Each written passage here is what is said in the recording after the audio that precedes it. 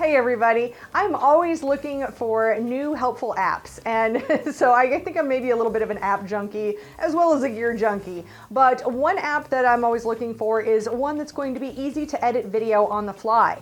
Now, most of the videos that you see on my channel, we generally edit, on a computer, Premiere Pro. It's way easier, but sometimes I'm out traveling and I might want to put something together. So today I want to take a look at the app called Inshot. I've already done one before on Video Shop, and I'll link that in the cards up there so you can check that one out too. But today we're going to use Inshot, and we're just going to walk through this together. I used it like once before, so let's take a look.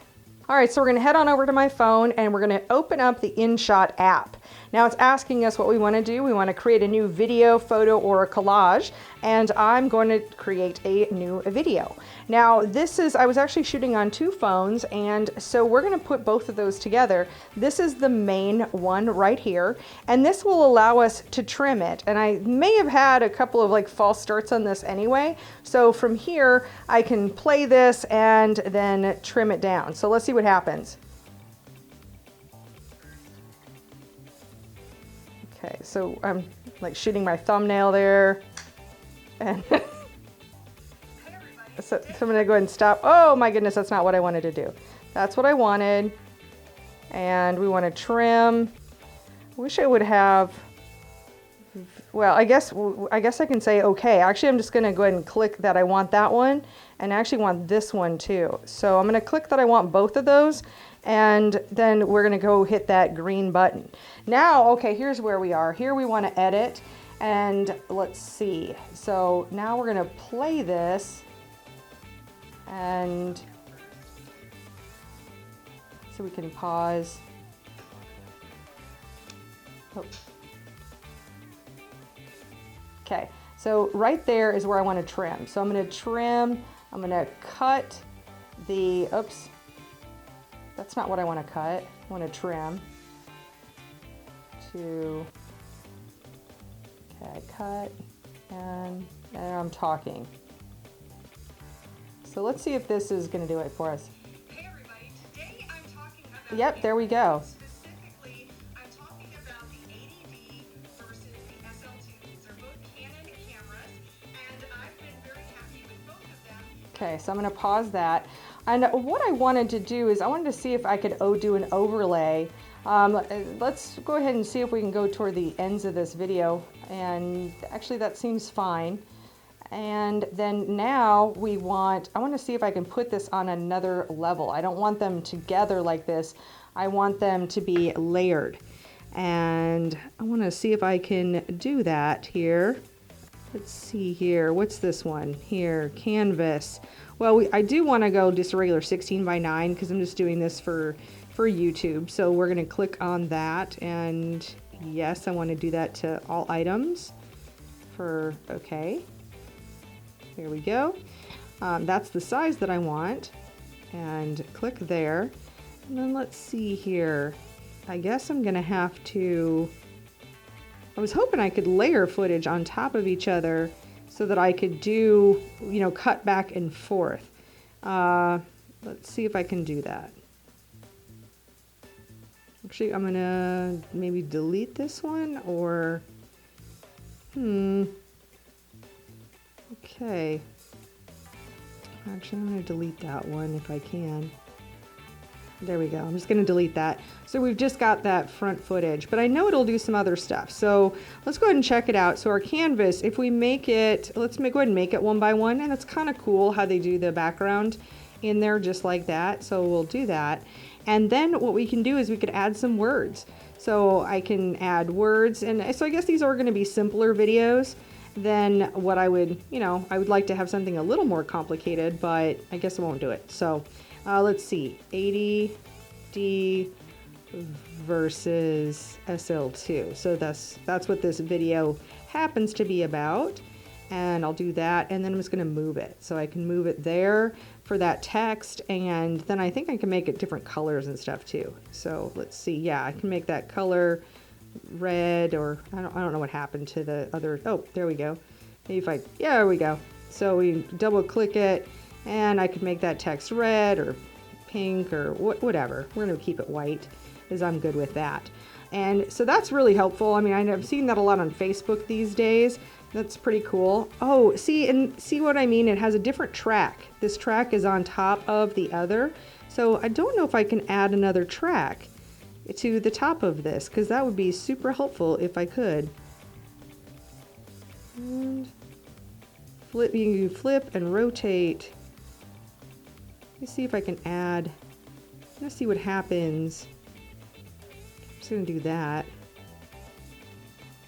And nope, it just wants to do it at the end, so that's not helping me at all. Darn. Because it's a lot harder to actually clip from one to the next. Even though I'm shooting with two cameras and I have this, I'm saying the same thing, that's much tougher to do. So I probably just would want to keep it like this. And then from here, let's see what else we can do. We could add music to it. We could filter. So we can, you know, it's kind of cool. We can do some pretty cool filters there. And we can also talk about the